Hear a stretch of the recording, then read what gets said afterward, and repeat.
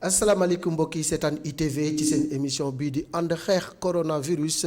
ni ñu koy defee saa su nekk dinañu ñëw ci xayma bés bi ànd ci ak docteur Aloyse Waly Diouf dina ñëw ci li nga xam ni moom moo am ci ay cas ak i tamit li wér ak li fi des loolu yëpp dinañ ci ñëw bu ne saa suñu invité tey mooy madame Thérèse Faye maire de Diarekh moom i tamit dinañu waxtaan ak moom ci matuwaay yi mu jël ci commune am moo xam ci xeex coronavirus bi la ak i tamit ci jàppale askan bi ni ko président de la république digle te commencé di ko teg ko ci loxo ministre Mansour Faye mu koy eggale ci askan bi daañu ñëw itamit ci dundu couvre-feu ñëw ci ñaanu bés bi soog a yëkkati jotaay bi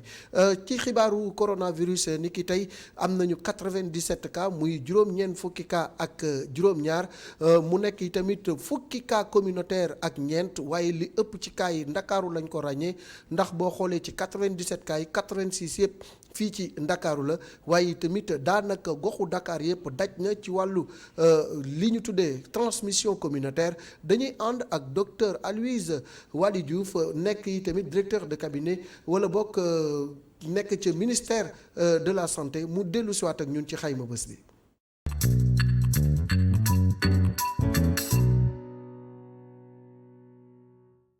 Vendredi 22 mai 2020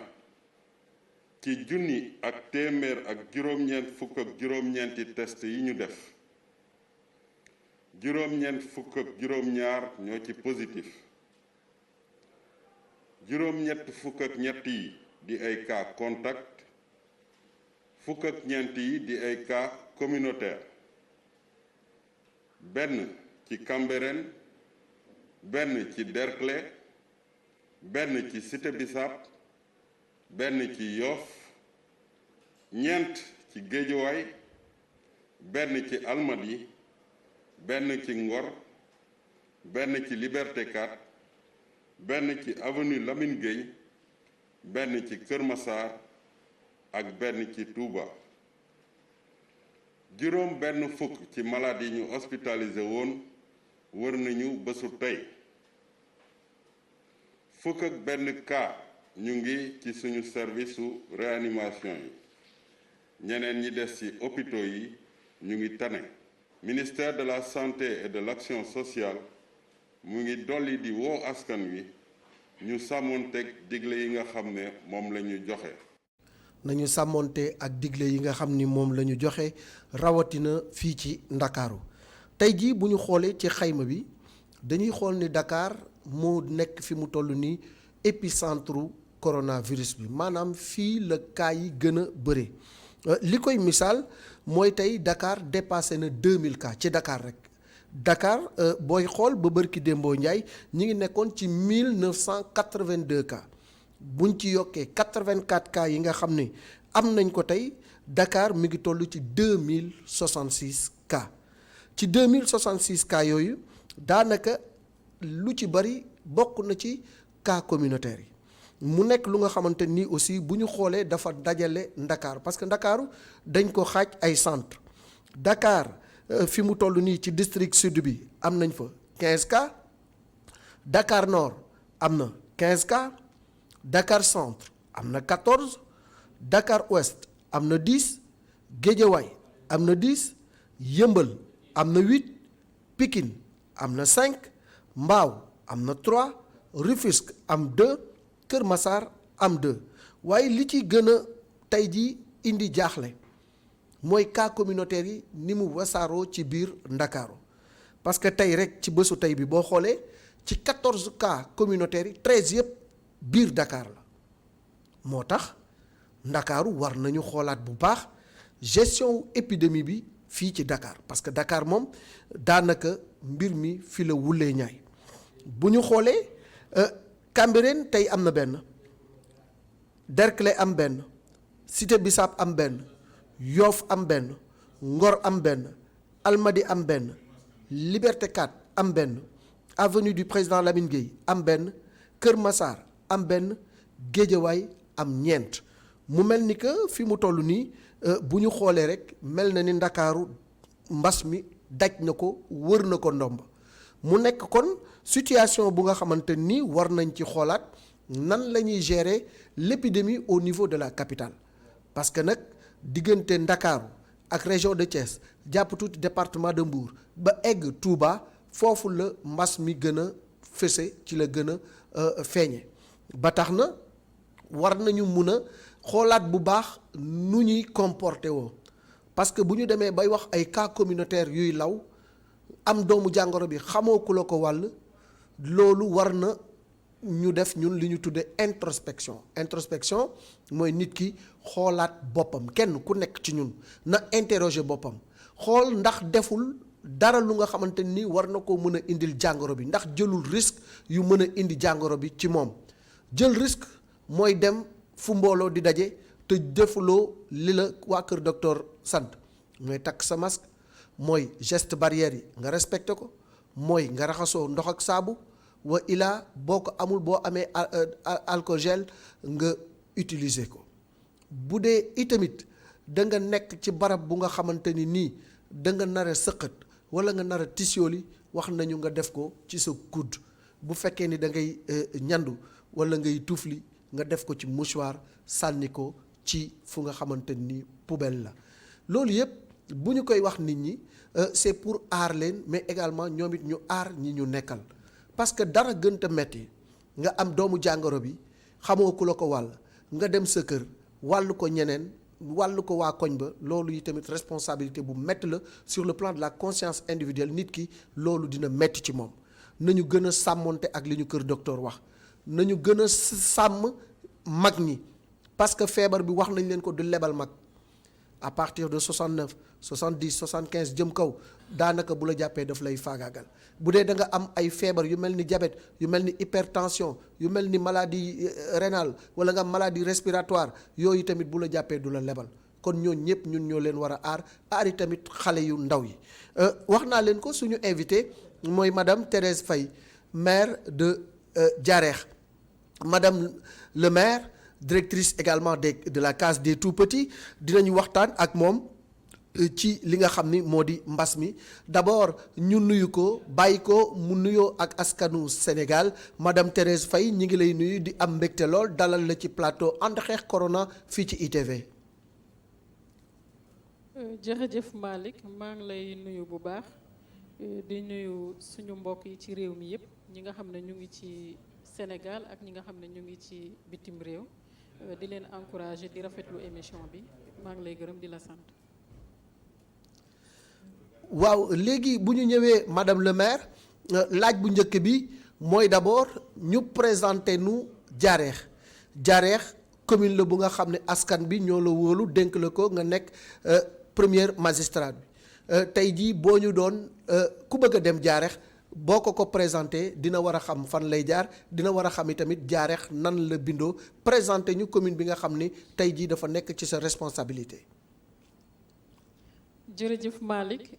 Diarèkh mu ngi nekk commune boo xam ne mu ngi ci département wu Fatick bokk ci arrondissement wu Tataguine boo fay dem boo jógee Dakar soo génnee Mbour génn Sandiara dugg Thiadiaye yaa ngi Tataguine su la neexee nga jàddee Kër Martin pour dugg foofu jaar Diohine ci yëpp ci commune bi la bokk su la neexee tamit nga continuer ba Diouroup jàdd daw lu toll ni 11 kilomètres pour dugg Diarèkh su la neexee tamit ba tey nga dem ba Fatick à 5 minutes à peu près pour nga dugg Diarèkh commune la nag boo xamante ne mën naa ne ñu ngi toll presque 35 000 habitants mën naa wax ne que aussi activité socio-professionnelle yi fa gën a développé comme c'est une commune rurale li nga xam ne mooy béy bi am na fa solo mbéy mi am na fa solo li nga xam ne aussi mooy élevage bi am na fa solo li nga xam ne également mooy napp bi moom taxu ko faa bëri ndax amuñu géej waaye mën naa wax ni que daal dëkk bu mag la am nañu frontière Niakhar am nañu frontière Fissel am nañu frontière Tataguine am nañu frontière également Diouroup ak Ngayokhem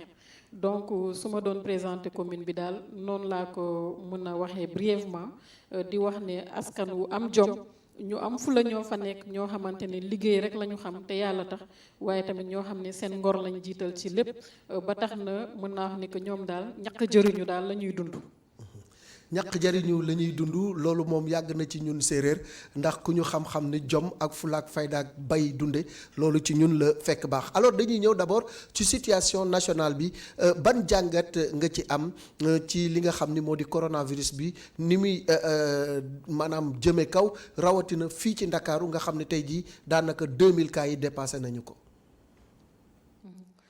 merci beaucoup njàngat bi ma ci am moom foog naa ne que comme ni ñu koy waxee fan yi yëpp may tàmbali rek nuyu ki nga xam ne moom mooy njiitu réew mi nuyu gouvernement am waaye tamit nuyu monsieur le ministre de la santé Abdoulaye Diouf Sarr su ma ko nuyoo tamit félicité ko wala encouragé ko sax laay wax dinaa encouragé tout le personnel de la santé au niveau national ci seen jàmbaarte ci seen taxawaay ci li nga xam ne ñoom ñu ngi koy def pour feebar bi mun a dellu ginnaaw bu ñu ñëwee ci njàngat bi nag mën nañ wax ni que ba tey il faut ñu gën a yokk góorgóorlu man loolu laa gis il faut ñu gën a yokk góorgóorlu mooy lan mooy li kër docteur santaane nañ ko def mooy li nga xam ne aussi interdiction yi nga xamante ne gouvernement bi jël nañ ko nañu ñuy respecté te moytu jaabante bu bëri bi leneen li tamit mooy ñu xam ne que tey feebar bi mu ngi ci dëkk bi ku nekk am na une responsabilité individuelle au-delà de la responsabilité collective qui est là partagée par tout le monde nga xam ne ñun ñëpp dañoo war a taxaw pour mun a xeex lii nga xam ne moom mooy feebar bi parce que nag bu ñu xoolee nu muy bindoo fan yi ak benn yi ngay gis nu mu tasaaroo ci biir Dakar ci quartier yi man mën naa wax ni que il faut ñu gën a bàyyiwaat xel ci lu bëree bëri ci motuwaay yi nga xam ne moom la kër docteur digle ñu koy topp waaye tamit ñu xam ne que dafa war a am benn élan national boo xam ne ñëpp dañoo war a booloo doon benn topp ndigal yi nga xam ne nguur gi mu ngi koy joxe ak ministère de la santé pour feebar bi mun fee dellu ginnaaw parce que fii ñuy wax ak yow peut-être am na impact économique boo nga xamante ne nu mu amee fii ci fi nga xamante ne moom mooy Dakar noonu la amee presque partout dans le pays ndax Dakar dafa nekk capitale donc Dakar situation bu mu joxe rek day impacté ci yeneen régions yi lu tax ma wax loolu parce que Dakar ñu bëri fii la ñu nekk fii la ñuy liggéeyee fii la ñuy teddee di yónnee si nga xam ne mooy seen kër yi mel na ni rek diaspora bi bu mu méttee par exemple Italie Espagne États-Unis France bu mu méttee am na ñoo xam ne seen njaboot nekk foofu loolu tamit dafa impacté ci seen niveau de vie fii donc pour ma bañ a guddal rek li ma ci bëggoon wax daal mooy li ma tënk nii léegi nañu ñaan tamit yàlla suñu borom ci weeru koor gi nga xam ne ñu ngi koy waaj a génn lépp luñ ci ñaan ci lu baax yàlla na ko suñu borom nangu ba faxasal ñu feebar bi génnee ko ci àdduna bi ñëpp mën a dellu ci li nga xam moom mooy seen activité comme nu mu daan demee. merci beaucoup xalaat bi rafet na jàngat bi am na solo lool madame Thérèse Faye xam nañ ni président de la république ba mbas mi duggee ci réew mi ba léegi nelawatul toogatul ndax depuis le 2 mars la déclaré ni nous sommes en guerre mu jiitu nag nekk général bi nga xam moo jiite troupe yi teg stratégie bu ñuy xeexee coronavirus bi stratégie boobu tey jii moom moo law ba egg ci gox-goxaat yi yéen ñi nga xam ne yéenay élus yi ngeen koy doxal au niveau de vos localités naka nga gisee plan de riposte bi en général ak ci sa commune tamit yan matuwaay ngeen jël pour xeex coronavirus foofule. merci beaucoup loolu moom damay rafetluwaat rek comme ni ma ko waxee sànq président de la république nu mu téyee li nga xamante ne moom mooy stratégie bi waaye tamit nu mu koy dérouler ak tamit surtout ñu mu ci woowee ñëpp ñu wuyu ko ci pour ñu jàpp ànd doon benn xeex li nga xamante ne moom mooy coronavirus. parce que nag boo seetloo ca njëlbeen ba nee na nañu tëj école yi nañu moytu dox bu bëri bi nañu moytu transport interurbain bi ak yeneen ak yeneen ak yeneen donc ci loolu may wax ne que rek moom chef de l'État bu décidé dara rek ñëpp a ciy ànd te gis nañ kër docteur aussi nu ñu taxawee loolu bu paasee nag su ma ñëwee ci collectivité territoriale yi mën naa wax ne que nuñ koy defee Sénégal noonu la amee au plan africain mais tamit au plan international ñun yàggul dara rek semaine passée def nañ benn webinaire ba nga xamante ne tout le comité exécutif de CGLU ñoom ñoo woote réunion boobu CGLU mooy kuréel bi nga xamante ne moo dajale collectivité territoriale yi ci Afrique yépp pour ñu xool ban taxawaay lañ war a am ci li nga xamante ne moom mooy coronavirus bi képp kuy collectivité territoriale. beneen mbir mi tamit yan jàngat lañ ci war a am ak yan perspective lañ ci war a am, c'est-à-dire bu jeexee, waaye tamit coronavirus ban jàngat la ñu war a jox ba mu war a mën a changer suñu mode de gouvernance parce que loolu aussi am na solo. mooy ne que tey nu ñu gisee coronavirus changer administration ñëpp di def télétravail di def webinaire wala di def visioconférence, loolu dafa nekk loo xam ne même coronavirus bu passé day continuer ci administration bi. te yaakaar naa ne que aussi collectivité territoriale yi lépp loo xamante ne nekk na ay bonnes pratiques yoo xam ne dañ ko adopté pour mën a gën a dimbale population yi, je pense que du lu ñuy dellu ginnaaw. président de la république nag ñu njëkk ko ci gërëm ci loo xam ne yombalal na ko maire yi. may nuyu aussi au passage le président de l'AMS Aliou Sall ak l'ensemble des collègues maires du Sénégal, ñoom ñëpp maa ngi leen di nuyu. bi nga xamante ne defaral na li ñuy wax ordonnance collectivité territoriale yi, c'est-à-dire bi nga xamante ne communes yi nu mu tudd sax état bi génnee na ndimbal gi nga xam ne war na ko jox gox-goxaat yi. am na maire yoo bëri yoo xamante ne li nga xam ne moo desoon mooy ñoom nañ la ñu mën a def ba fekk état ci dynamique boobu noonu. comme mënatuñu woote conseil municipal, mënatuñu également déplacer nit ñi ci yenn circonstances yi, président jël ndogal ne léegi bureau municipal bi rek mën na di réunir ba nga xamante ne maire bi convoqué na ko ci 48 heures, bu ko defee autorité administrative bi aussi mën a valider li nga xamante ne moom mooy décision yi ñu fay jël. et je pense que loolu yombal na liggéey bi ci collectivité territoriale yu bëri. su ma ñëwee nag ci commune Diarèx, ñun bi nga xamante ne feebar bi commencé na rek boobu sax président décrété gul pour ñu tëj école yi, ñun dañu recenser les 40 écoles élémentaires nga xamante ne ak préscolaires yi nga xam ne ñoo am ci commune bi, public comme privé. ñu defaral leen ay kits de lavage des mains, jëndal leen eau de javel, jëndal leen savon, mais aussi ICP yi 7 postes de santé yi nga xam ne ñoo nekk ci biir commune bi, muy Diarèx di Dioyi di Mbéti di Sobéem di Bikol ba ci Gajak, pour ñoom ñëpp ñu mun leen a équiper tamit jàppale leen. avant loolu tamit ñu ne comme feebar bi junju nañ ko rek, askan wi nañu xam feebar bi nan lañ koy amee ak nuñ koy moytoo. ñu daal di lëkkaloo ak li nga xam ne moom mooy Croix-Rouge locale bi ak ICP yi nekk foofu yëpp, dimbale leen wutal leen ay jumtukaayu oto ak carburant, ñoom ñu sillonné li nga xam ne moom mooy les 23 villages. fu ñu dem dinañ wax ak askan wi feebar bi nii lañ koy amee, nii lañ koy moytoo, ku ko am aussi nii nga war a def. loolu bu ñu ko defee ba pare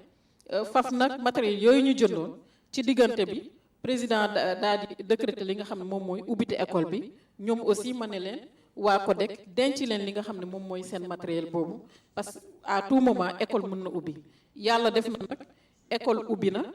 dina ubbiwaat le 2 pour ñi nga xam ne ñoom ñooy classe d'examen yi. li ci des mooy mairie bi dina wutiwaat ay masques, wuti thermoflash, wuti également li nga xamante ne mooy yeneen lavage des mains, kit de lavage des mains pour lycée yi, parce que répertoire yu lycée yi bu njëkk ba, parce que bokkuñ ci suñu compétence, waaye njaboot gi moom mën naa wax ne suñu njaboot la ñun ñëpp, ba tax na dañ leen war a taxawu ànd ak ñoom ci loolu.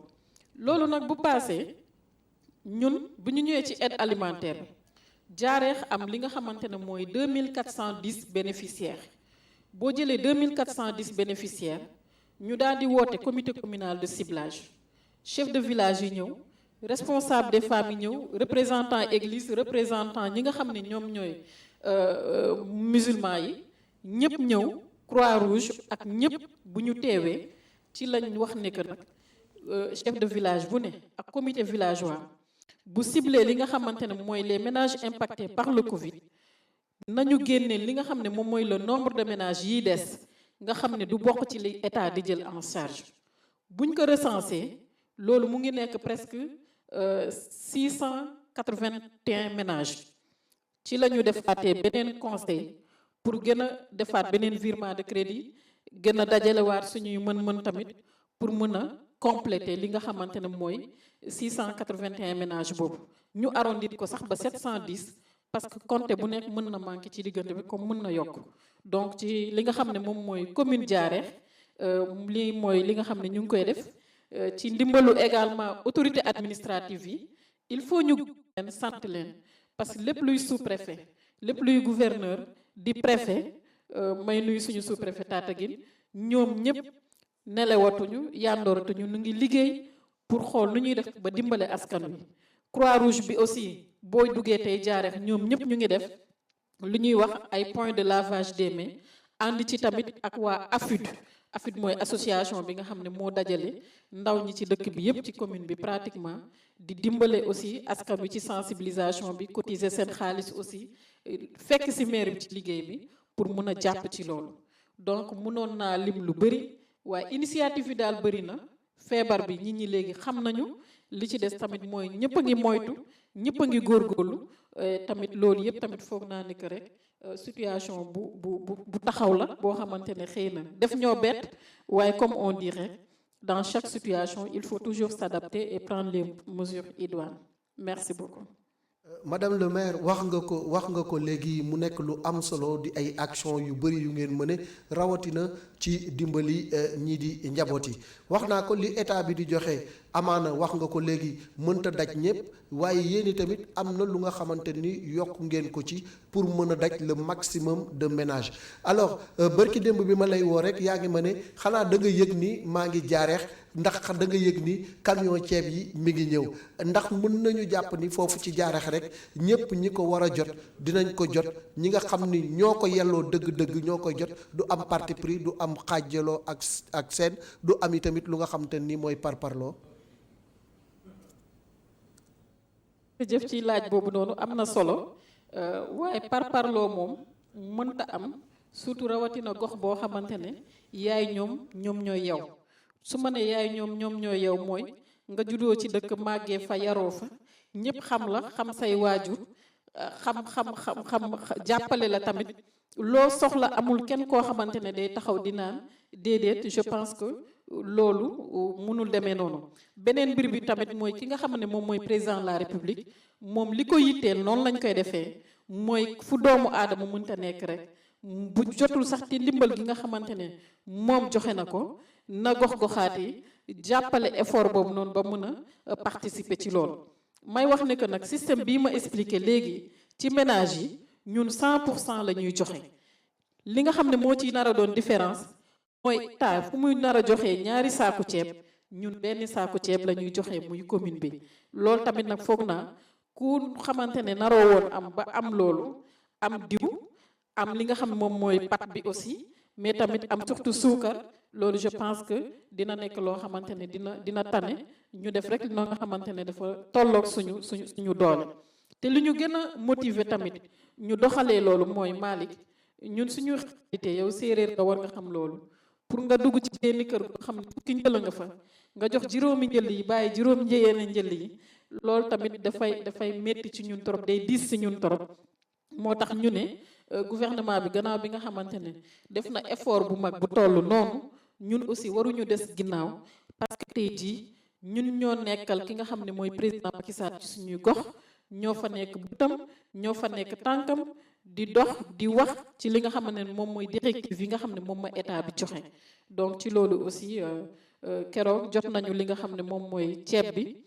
presque 241 tonnes de riz wàccee nañ ko fa li ci des ñu ngi xaar li nga xam ne moom mooy diwlin bi ak saabu yi ak pat beeg yeneen yi. Waaye daal côté boobu moom xawma fan waaye commune Diarekh na ñëpp rassuré wu incha allahu rabbi nu ñu defee ciblage bi ak chef de village yi ñun dañu fas yéene état bu joxee ba pare parce que foofu tamit dama fiy taxaw président dafa ne nañu xaar ba moom mu distribuer ba pare ñu complété instant bi suñu lépp yemb na moom la ñuy xaar bu distribuer ba pare ñu complété li nga xam ne moom mooy ménage yi bu boobaa incha allahu rabbi kenn du ne amuma parce que nag ñun suñu sañoon képp ku nekk rek lu président Macky Sall di joxe rek nga jot ca sa wàll ba mu mët sëkk. C'est important il faut que askan bi xam ne mairie yi dafa am lu nga xam ne amuñu sañ-sañu laal ko mooy dispatching bi état def ni ménage bi nañ ko jox ñaari saaku ceeb ak la cay topp ak dëwlin ak yeneen yi loolu mairie amul droit ni naa jël benn saaku ceeb jox kii jël benn saaku ceeb jox kële loolu kenn du ko laal leneen li ci des mooy mairie moom mooy xool nu muy def ba compléter pour jox ñeneen ñi nga xam ne pag boobu daju leen kon nag nu mu mënti toll nañu xam ni ci ñàkku mairie bi la ci ndimbalu mairie bi la te xalangu dajul suuf maanaam li état mën mairie mënu ko mais mairie dina def kéem kàttanam alors madame le maire xam naa ni ku wax séeréer wax solidarité xam naa ni doomu Jaareex yi nga xam ne yàlla am na lu mu leen dénk kus néew ak i tamit yow ci sa portefeuille ci sa relation yi nga xam ne am nga ko ñu ci bari peut-être xëy na jàppale nañ la pour sot coronavirus bi parce que solidarité moom mooy maître mot ci xeex ak coronavirus boobu ndax am nga ndimbal yu jóge feneen pour jàppale la. ndax bi nga xamante ne mairie bi commencé na vraiment dugg ci école yi def wax naa ko léegi sama biir wax li nga xam ne même coalition Benno Bokk Yaakaar Jaareex dañoo def ay cotisation loolu aussi am solo torop cotisation yooyu bu ñu ko defee ki nga xam ne moom mooy suñu deuxième adjoint au maire di responsable parti socialiste à Jaareex Adama Faye collecté li nga xam ne moom mooy cotisation yooyu yëpp ñu jëndewaat ko saabu jënd ci ay kit de lavage des mains jënd ci eau de javel tasaat ko ci biir dëkk bi wax naa la léegi tamit que Croix-Rouge mu ngi fay def benn liggéey bu am solo tey dañu def ay points yoo xamante ne fépp fu oto war a jaar rek dugg ci dëkk bi rek am na benn kit de lavage des mains bu nekk foofu nga xam ne boo yegsee sax dangay wàcc raxas say loxo ñu defar la gel nga dugg ci dëkk bi bu dee gan nga fa leneen li tamit wax naa ko léegi muy AFUD nekk association boo xam ne dafa dajale jeunes yi nekk par exemple ci biir Jaareex ñooñu aussi nañ ay participation ku ci nekk sa doole nu mu ci toll vraiment mën naa wax ne que am na taxawaay bu am solo ñoom tamit bu ñu def ba en tout cas dispositif lavage des mains daal tasaaroo ci biir quartier yi loolu tamit ma koy rafetlu parce que ñooñu dañu ne rek ay doomu dëkk bi lañu dañoo war a taxaw gunge état ci li nga xam ne moom mooy xeex bi su ma ko nu mu amee biir Jaareex aussi noonu la yeneen dëkk defee ko par exemple Gajak ñoom def nañ ko Logdir def nañ ko Bikol def nañ ko te loolu yëpp ñoom bu ñu koy def rek c'est parce que dañu ay initiative bu jeune la ñuy nekk ñu gis ne que lii kat ñun war nañ cee mën a taxaw vraiment pour jàppale ñi nga xam ne ñoom ñooy askan wi parce que ñoom dañuy jàpp ne que d'abord seen mbokk yi lañ war a protéger seen famille yi lañ war a protéger même bu ñu nekkee Dakar sax dañuy jàpp ci li nga xam ne moom mooy liggéey bi leneen li nga xam ne aussi moo gën a am solo mooy système de veille et d'alerte bi fa nekk mooy tey jii nii nit xalaatul jóge fii Dakar wala jóge ci beneen dëkk dugg ci dëkk bi ku dul koo xamante ne peut-être exceptionnellement yoon daf la ko permettre foog naa ne ko loolu aussi autosurveillance bu ñu teg la boo xam ne même oto yi fay dugg sax di andi dugg wala yenn kii dañuy vérifier ndax est-ce que génnuñu ci périmètre départemental bi chaque fois commandant de brigade bu Fatick aussi ma ko ciy gërëm bu baax a baax parce que moom du tàyyi di def ronde ci biir département bi donc chaque fois saay bu duggee Jaareex rek dina ma ne madame le maire maa ngi sa biir dëkk bi te lu mu fa jëlee aussi dina ma ko wax loolu aussi day am rek collaboration bi nga xam ne moo am entre population yi ak ñi nga xam ne ñoom ñooy autorité administrative bi mais aussi ñi nga xam ne ñoo yor wàllu sécurité bi. alors madame le maire balaa ma lay bàyyi nga soufflé yow ku la xam ni mbirum njàng ak njàngale moom daf la soxal rawatina tout tànk yi école primaire yi dinañu ubbi le 2 brossé nga ko sànq mais dafa laaj ñu jël matuwaay yu am solo jëm ci wàllu maanaam barabi école yi ñu désinfecté ko mais xale yi aussi ñu leen di protéger ba lépp lu ñu soxla ci jumtuwaay mu nekk fa mbiri masque yi aussi fan ngeen ci toll ci Jaareex est-ce que askan bi ñi ngi adopté li nga xam ni moo di le port de masque parce que président loolu daf ci insister ba wax ni 10 millions de masques dina ko jël jébbal ko askan bi. waaw loolu moom question bu am solo la may rafetlu initiative boobu nga xamante ne tey nguur gi jël na ko boo ñëwee ci Jaareex dama ni remercier d'abord ñi nga xam ne ñoom ñooy tailleur yi fa nekk yépp tailleur yi fa nekk parce que ñoom dañuy wax ne que chaque fois ñun madame la maire jëndal ñu tissu bi rek ñun ñu ñaw masque yi ba barke démb rek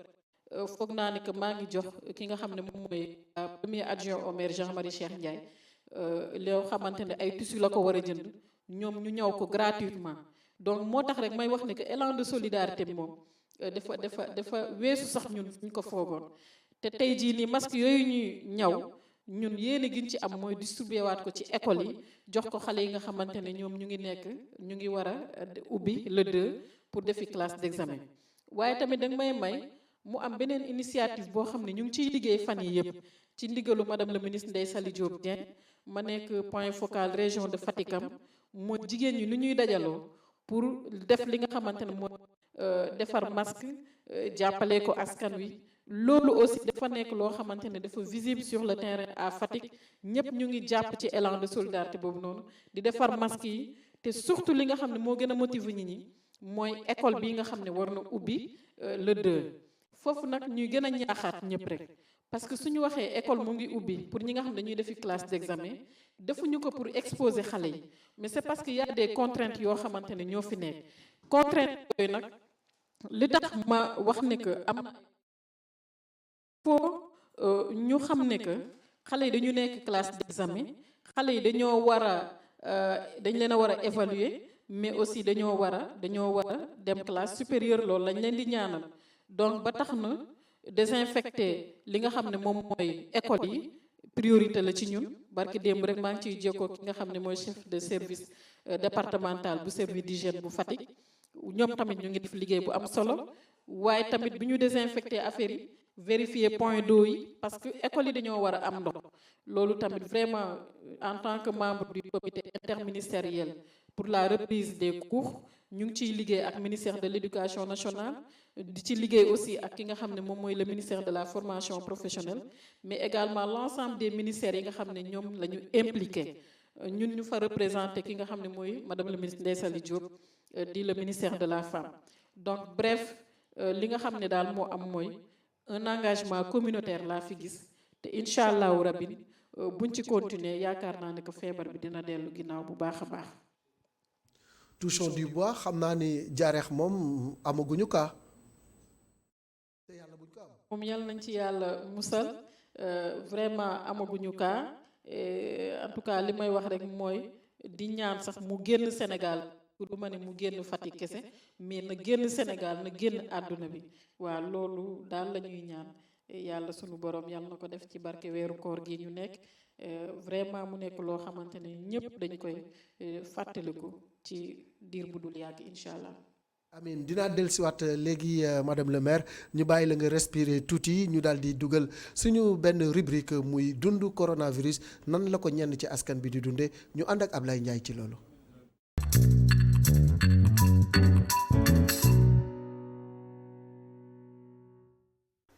salaamaaleykum chers téléspectateurs de ITV man Abdoulaye Fane président de l'Union nationale des parents d'élèves et d'étudiants du Sénégal maa ngi leen nuyu di leen sant di jaajëfal ñëpp di vraiment ñaan yàlla nañu yàlla jàppale ba mbas mi nga xam ne bii moom moo dugg ci réew mi te wasaare ci àddina bi yàlla dal ciy def saafara ba vraiment mu dal di nekk derrière nous. Mesure bi ci am solo bi ngeen di wax maanaam mooy couvre-feu bi ñu ngi koy respecté vraiment ni mu waree dans la mesure où man de manière naturellement man casanier la bu ma xasee wàcc sama wàllu liggéey rek ak yi ma yëngatu daanaka ay 20 heures dama fekk suma kër ce n'est pas valable pour tout le monde parce que am na ñenn ñoo xam ne yi aussi seen yëngatu dafa am heure yooyu lañ koy lay tàmbali mais nañ leen invité rek ñu dal di respecter mesures yi parce que il y va aussi de vraiment de la santé de notre santé et de manière collective aussi de la santé de tout le monde loolu daal la ñuy wax et pour ce qui est des enfants xale yi ñu ngi leen di ñaan parents yi ñoom ñu fexe nan lañ leen di aare mooy invité leen ñu dal di continuer seen révision yi bien que nag mesure du ministère de l'éducation nationale jël baax na parce que am na ay cours en ligne yoo xam ne dañ koy def à travers la plateforme Simen mais cependant aussi war nañu bàyyi xel ci xale yi nga xam ne yi daanaka amuñu xarala yu bees yooyu ba tax na mën nañu organiser au niveau des IEF et des IA pour que quand même s'il y a des exercices yu ñu déposé au niveau de l'établissement booy jurul ndongo yi aussi jël seen matukaay dem dal di koy récupérer jox ko seen doom bu ñu ko corrigé ñu dal di koy déposé bu boobaa dina éviter ay rassemblement donc loolu daal lañ ci wax vraiment et souhaite vraiment une bonne nuit à tous les Sénégalais jërëjëf. jërëjëf ñu wéyandi rek di leen jox ay xibaar yu jëm ci coronavirus bi tey ji ci àjjuma ji bu ñu xoolee ci àdduna bi yëpp toll nañ ci 5 millions nit ak lu ko ëpp yu am doomu jàngoro bi 5 198 307 cas ñoom ñoo am ci àdduna bi bu ñu xoolee yi tamit 334 689 décès ñoom ñoo ci am ñu xool ni ba tey 2 83 318 personnes ñoom ñoo ci wér ba léegi rek ñu jàpp ni kon coronavirus bi ci àdduna mi ngi continuer di def ay dégâts mu nekk nag situation bu nga xam ne dañuy ñaan yàlla génn si ak jàmm ak salaam mais li ñu ciy génne encore une fois mooy la discipline mooy ñu respecter li ñu ñuy wax respecter li nga xam ne moom la ñu kër docteur digal parce que président mesure bu mu jël daf ci diisoo ak waa kër docteur ba ñu ni ko lii mën naa nekk lii mënta nekk li mën a nekk ñu def ko tey jii boo xoolee par exemple président de la république libéré na ay détenus yu bari ñu toll ci 1021 personnes yu nga xam ne ñu ngi woon ci loxo yoon désengorgement des prisons ñu ngi koy xalaat ñu ngi xalaat nu ñuy def sax ba takkal nit ñi ay bracelet électronique pour que ñu mën a désengorger prison yi parce que mari day taali bu wopp ji duggee ci prison yi dina indi musiba bu nga xam ni kenn du xam fu ñu koy waxee kon nag loolu yëpp bu ko nguur gi di def di jël dund di jox askan bi pour jàppale leen askan bi tamit ñoom ñoo war a jàppale seen bopp jàppale nguur gi cas yi wér bari na mais wér gi waruñu ci xalaat li ñu war a xalaat mooy liy dugg ñi koy am tant que ñi ngi koy am tant que nombre bi mi ngi egg ci benn niveau bi on est toujours en danger parce que dem nañu ba tey jii am na ñu nga xam ne dañ leen di wax sax dañ leen di def confinement à domicile maanaam au lieu ñu la yóbbu hôpital dañ lay bàyyi nga dem sa kër nga respecter mesures yi ñu jël am na ñu ko def ñu ne pëccet daw ñu leen di wër mais loolu c'est le sommet de l'inconscience ñu defal la test ni la am nga jàngoro bi demal toog sa kër del def nii nga jékki-jékki daw fay sa téléphone ñu lay wër kenn déggu la moo tax aussi Sénégal dafa xaw a naqaree lijjanti suñuy mbir parce que ñun suñu bopp suñu problème mooy ñun ñoo am problème ñun suñu bopp mais suñu problème ñun ñoo ko mën a régler suñu bopp parce que nit ki da nga war a xool lu nga xamante ni nii mooy sa intérêt di sa intérêt njaboot di sa intérêt gox di sa intérêt réew nga di ko doxal mais inconscience mënta passé ñu ne la am nga doomu jàngoro ji demal toog sa kër ñu confiné la nga génn daw tëj sa téléphone loolu tamit neexuta lijjanti takk leen masque yi nga romb gars yi ñuy takk masque yi ci sikkim yi masque du pour sikkim masque dañu koy takk carrément mu muur sa bakkan muur sa gémmiñ waaw mi ngi nii la ñuy takkee masque rafetul tu n'es pas à l'aise mais seetuñu lu rafet seetuñu luy may nit ki mu nekk à l'aise li ñuy seet mooy lu lay aar ki nga jàkkaarlool c'est extrêmement important mais jël masque def ko nii di dox ci mbedd mi loolu moog bañ a takk masque moo yem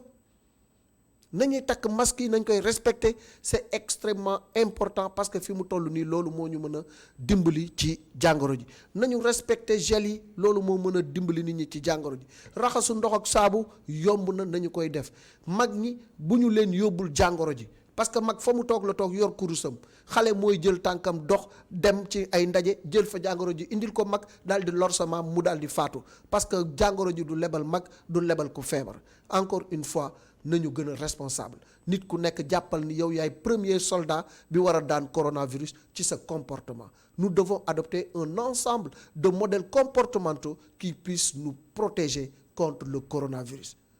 Le virus est sournois, le virus est méchant et le virus ne pardonne pas. Le virus ne fait pas de distinction. xàmmewul mag ak ndaw xàmmewul jàng ak joor xàmmewul ku am ak ku amul. nañu jël suñuy matuwaayu bopp rawatina fii ci Dakar moom c'est devenu incroyable 2000 et quelques cas à Dakar loolu war nañu xoolaat suñu bopp ñun ci Dakar alors dañuy delluwaat ànd ak madame le maire ñu ñëwaat également ci impactu coronavirus bi impacté na secteur yu bari rawatina yi tamit ci mairie bi seeni li ngeen doon am di ko fortaatu akus néew mel na ni amatu leen sax dara luy dugg ci seen gafaka bu président jëlul woon mesure boobu pour yombal leen ni ngeen di décaisser mbir mi dina xaw a doy waar impact ban la am d'abord dans l'organisation du travail ensuite sur le plan économique et sur le plan financier ban impact le coronavirus bi am ci sa commune ak ci sa communauté.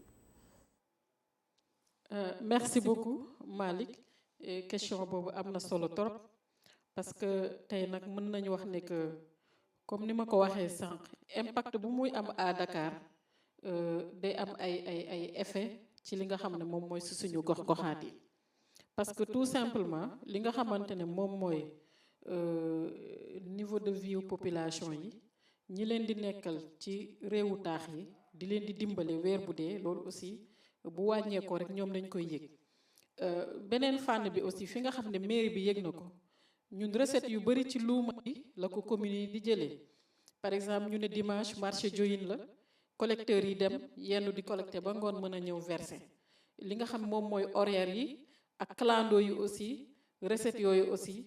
dafa wàññeeku bu baax a baax ndax daanaka horaire yi jógeetuñu fi di ñëw Dakar wala di dem beneen dëkk boo xam ne génn na département bi marché yi comme ni ma ko waxee léegi luuma yi su amul recette rek day xaw a métti donc loolu day am benn impact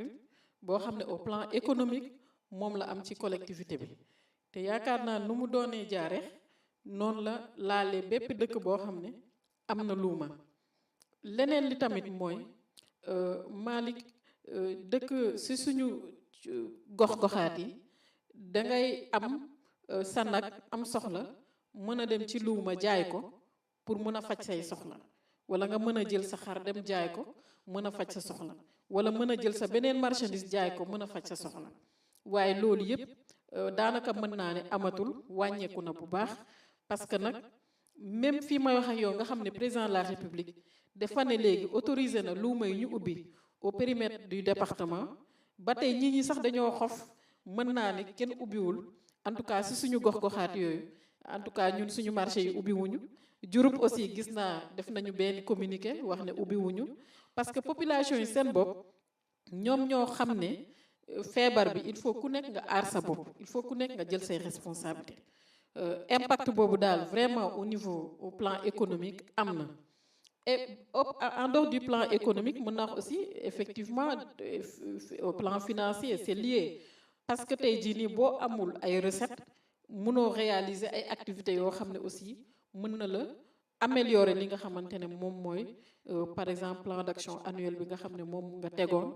ci li nga xam ne mooy subvention bi la état jox muy fonds de dotation ak fonds de concours ci nga mën a yem ba xëy na li nga xam ne rek di nga ko fortaatu ci recettes yi loolu bu passé tamit mën naa ci xuus tuuti au plan social je pense que il faut que suñu mbokk sociologue yi aussi continuer di def ay gestum ci feebar bi ban impact la ci am parce que feebar bi boo seetloo lépp loo xamante ne day renforcer la socialisation chez les communautés feebar bi da koy xaw a wàññi loolu nag parce que tey jii nii suñu nee bu ñu joxanteeti loxo nañu am distanciation physique bi ku nekk nga am 1 mètre ci sa wet xew amatul ñun xam nañu suñu gox-goxaat yi période bi nga xamante ne balaa nawet bee dugg ñi de daan fekk ñu nekk ci céet yi ñépp ñi nga xamante ne ñu ngeek ay soxna prévoiroon andi leen seen biir kër yi muur leen loolu yépp mooy lu ñu reporté la parce que nag xew mën nañ ne amatul leneen li tamit mooy kenn amatul xalaat sax sa mbokk wàññeeku nga ne danga koy dëjël loolu tamit amatul moo taxoon mën a au plan social sociologique sax laay wax am na beneen jàngat boo xam ne war nañ ko ci am waaye aussi mu nekk loo xam ne population yi dañ ko accepter ak philosophie dañ ko nangu parce que xam nañ ne que nit moom suñ la nee lii lay jur te la muy jur ci yow du lu baax comme li nga wax léegi ci xale yi nga xamante ne dañoo war a gën a jël seen responsabilité war a gën a mën a respecter mesures yi nga xam moom la ministère de la santé joxe pour aar seen bopp waaye aar aussi ñi nga xam ne mooy mag yi ci kër yi waaye aar képp koo xam ne aussi da nga yor une maladie qui te rend vulnérable je pense que loolu aussi am na solo ñu bàyyee ko xel bu baax a baax donc lii daal laa ci bëggoon wax communes yi moom ñu ngi xaar xam naa ne ren moom dina xaw a métti ci un peu ci li nga xam ne moom mooy côté recouvrement yeeg côté li nga xamante ne moom mooy lépp lu war a andi ay koppar ci biir gafaka bi. macha allah jàngat bi am na solo trop madame le maire mënoon nga sax bu la neexoon sax xuus ba ci diine ji ndax tey bu jàngu bi waxee ni bu ñu ubbi église yi ñi nga xam ne ay chrétien lañu barki Dembo Ndiaye fête ascension bi kenn mënul dem église ñi nga xam ne aussi ñooy jàkka yi ñu ci bari même président bi mu joxee ndigal de ni ku mu neex ubbil am na ci ñu nga xam ne dañu continuer toog ci kër yi loolu yëpp sur le plan social am na impact. alors ma ñëw ci beneen fànn wax nga ko léegi. Jaareex dafa nekk commune bu nga xam ni mbay dafa am doole te wax nga koy tamit immigration bi am na doole ndax xale yu bari ñi ngi Dakar di daan seen doole bu nawet jotee dañu war a delluwaat dëkk ba pour dellu ci tool yi président wax na nañu xool nu ñu def ba yombalal leen ñu dem mais loolu aussi collectivité yi man jàpp naa ni am na rôle buñ ci war a jouer pour que ñu mën a xool ñan ñoo dëkk dëgg-dëgg Jaareex ñan ñoo fa war a dem pour yóbbu leen ñu dem jàppale seeni waajur ci tool yi loolu yi tamit beneen pan la bu nga xam ne président ubbi na ko. bi ko président jëlee boole ko ci batterie de mesures yu mu jël am na ñu bëri ñoo xam ne dañuy naan président dafa dellu ginnaaw wala président dafa nu mu tudd sax mesures yi waru ko woon jël mais ku xam li nga xam ne moom mooy réalité sociologique u réew mi xam ne am na gox yoo xamante ne période bii may wax ak yow. am na ñoo xam ne mënuñoo ñàkk ci kër yi te du ci zone peut-être bassin arachidier bi kese waaye képp koo xamante ne zone boo xamante ne rek ñu ngi dund ci mbéy mi ak li nga xam même ba ci élevage bi parce que fii ma wax ak yow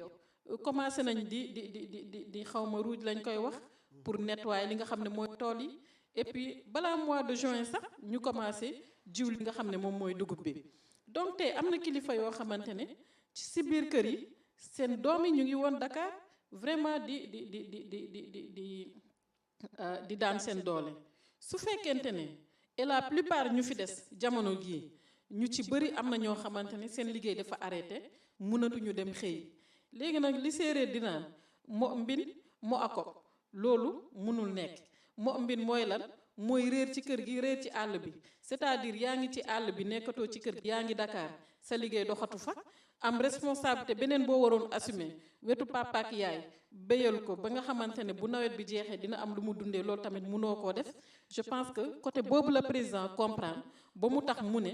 nañu organiser ñi nga xamante ni ñu ngi ci biir capitale yi te war a dellu seen dëkk yi mën a dem vraiment def seen hivernage auprès de leurs parents loolu je pense que dafa nekk loo xam ne dafa am solo ndax ñëpp xam nañ ne que ku amul salaire ku nekk weer bu dee ñu ne la lii ngay fayeeku li nga yaakaar mooy sa tool béy sa dugub béy sa gerte béy sa ñebe béy sa bisaab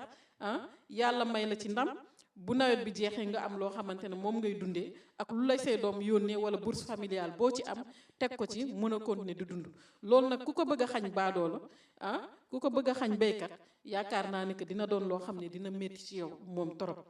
président nag président de la République la mais c'est un président qui connaît la réalité sociologique du pays secteur bu nekk rek xam na la ca war na mu jëlee ay dogal ne entreprise yi nii laa leen di jàppale secteur touristique bi nii laa leen di jàppale agriculteur bi joxe naa subvention temps na li nga xam moom mooy semence yi dem matériel agricole bi noonu la dem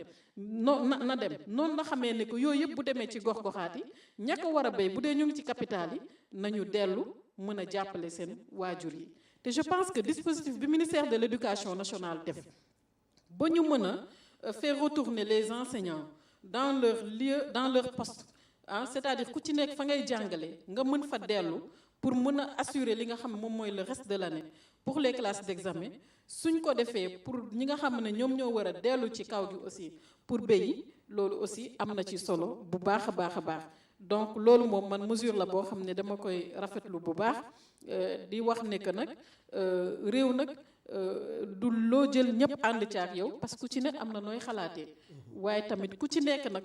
nañuy def ba nga xamante ne dina am foo ciy gis sa bopp man nag mesure boobu gis naa ci sama bopp bu baax parce que damay jaabante jaareex diggante jaareex ak fii damay wax ak askan wi dama leen di gis ku ci nekk dañ lay wax ay problème yoo xamante ne da lay leer ne que kii doomam bi bu ñëwul mun koo béyal toolam bi dina métti ci moom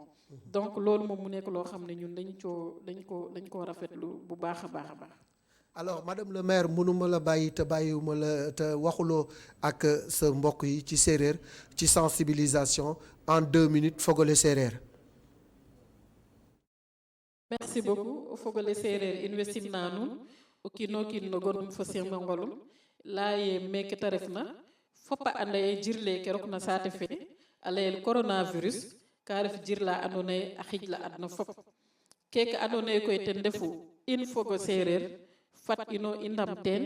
ngenox teen mbi teen cambar in mbi teen ngiin ngoor ten refu xar ten refu ye ku mbin docteur a layna ye fata waasen